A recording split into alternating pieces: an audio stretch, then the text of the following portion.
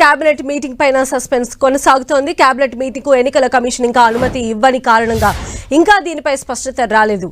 CM Revanth Reddy ప్రస్తుతం తన నివాసంలోనే ఉన్నారు. ఈసీ అనుమతి రాకపోతే అందుబాటులో ఉన్న మంత్రులతో ముఖ్య సమావేశం నిర్వహించే అవకాశం ఉంది. సమావేశం ఎజెండా పైన సీఎం రేవంత్ చర్చిస్తారు.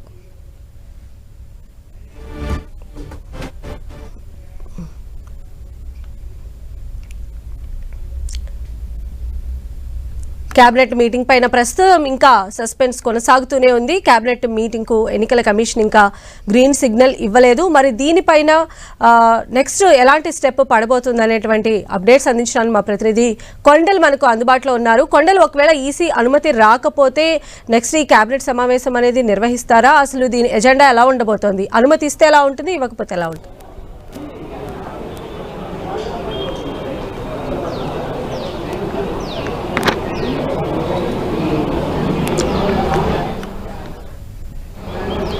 సో తెలంగాణ కేబినెట్ మీటింగ్ పైన సస్పెన్స్ అయితే ఇంకా కంటిన్యూ అవుతూనే ఉంది.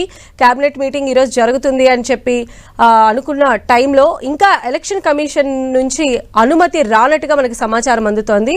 ప్రస్తుతం అయితే సీఎం రేవంత్ రెడ్డి ఇంట్లోనే ఉంటున్నారు. ఈసీ అనుమతి రాకపోతే అందుబాటులో ఉన్న మంత్రులతోనే ఆయన ముఖ్య సమావేశాన్ని నిర్వహించే అవకాశం ఉంది. అయితే ఈ సమావేశానికి సంబంధించి ఎలాంటి ఎజెండా ఉంటుందనే దానిపైన కూడా సస్పెన్స్ అనేది నెలకొని ఉంది. ఇంకా ఎలక్షన్ కమిషన్ అనుమతి కోసం వెయిట్ చేస్తున్నట్టుగా తెలుస్తోంది. సీఎం రేవంత్ రెడ్డి తన నివాసంలోనే ఉన్నారు. ఒకవేళ ఎలక్షన్ కమిషన్ కనుక అనుమతిని ఇచ్చినట్లయితే ఈ కేబినెట్ సమావేశం నిర్వహించే అవకాశం ఉండొచ్చు. మరిన్ని అప్డేట్స్ కూడా తెలుసుకుందాం. మా ప్రతినిధి కొండల్ మనకు అందుబాటులో ఉన్నారు. కొండల్,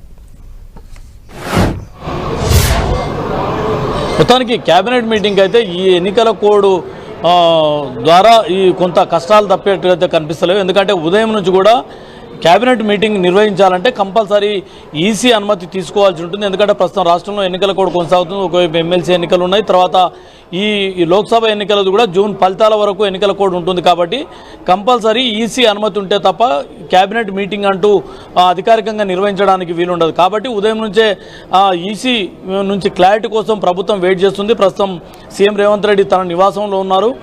ఈసీ నుంచి క్లారిటీ వస్తే సెక్రటరియట్కి వచ్చి ఇక్కడ సెక్రటరియట్లోనే కేబినెట్ మీటింగ్ ఏర్పాటు చేసుకోవాలని చెప్పి ప్రభుత్వం భావించింది. ముఖ్యంగా సీఎం రేవంత్ రెడ్డి భావించారు. అయితే ఇప్పటివరకు అయితే ఈసీ నుంచి ఎలాంటి క్లారిటీ రాలేదు.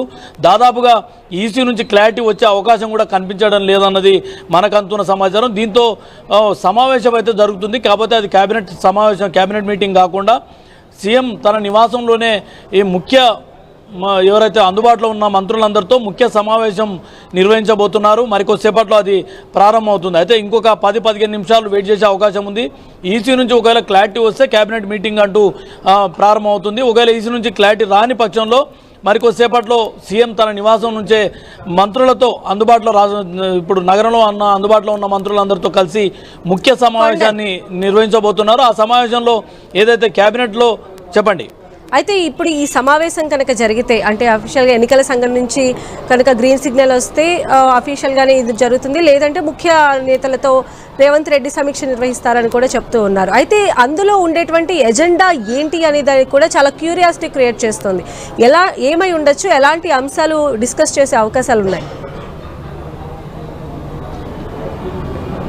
ఈ కేబినెట్ ఎజెండాకు సంబంధించి చాలా కీలకమైన విషయాలే ఉన్నాయి. ఎందుకంటే ఉదయం నుంచి కూడా మనం చెప్తూ వస్తున్నాం, రైతు రుణమాఫీకి సంబంధించి ప్రభుత్వం కార్పొరేషన్ ఏర్పాటు చేయాలని చెప్పి ఆగస్టు 15 లోపు రైతు రుణమాఫీని అమలు చేయాలని చెప్పి ప్రభుత్వం భావిస్తుంది. దీనికి అనుగుణంగానే ఈరోజు కేబినెట్లో కార్పొరేషన్ సంబంధించి గ్రీన్ సిగ్నల్ ఆమోదం పొందే అవకాశం ఉండేది.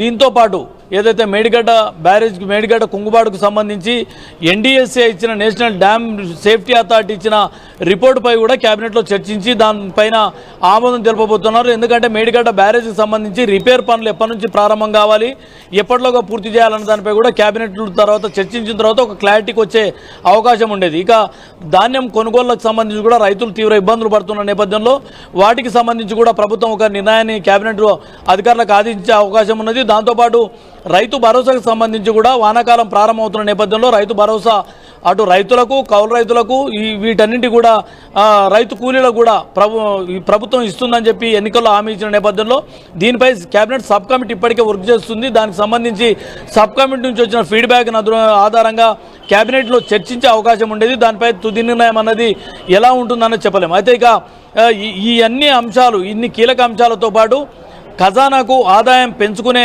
దానిపైన ఆదాయ మార్గాలపై కూడా ప్రభుత్వం చాలా సీరియస్గా ముందుకెళ్తుంది. సంక్షేమ పథకాలు కొనసాగాలి. మరోవైపు మహాలక్ష్మి స్కీమే అనుకోండి, ఈ రైతు భరోసా అనుకోండి, కౌలు రైతులకు ఆర్థిక సాయం అనుకోండి, వీటన్నింటికి ఎక్కువ ఆర్థిక వనరులు కావాల్సిన అవసరం ఉంటుంది. కాబట్టి దీంట్లో కూడా ఆర్థిక వనరులకు ఏ విధంగా పెంచుకోవాలన్న దానిపై కూడా కేబినెట్లో చర్చించి భూముల అమ్మకానికి అనుకోండి, నిరర్థక భూములు ఉన్నాయి వాటిని అమ్మకానికి అనుకోండి, లేదంటే భూముల మార్కెట్ విలువ పెంచడం ద్వారా రాష్ట్ర ఖజానాకు కొంత ఆర్థికంగా వెసులుబాటు వస్తుందన్న ఆలోచనలో ప్రభుత్వం ఉంది.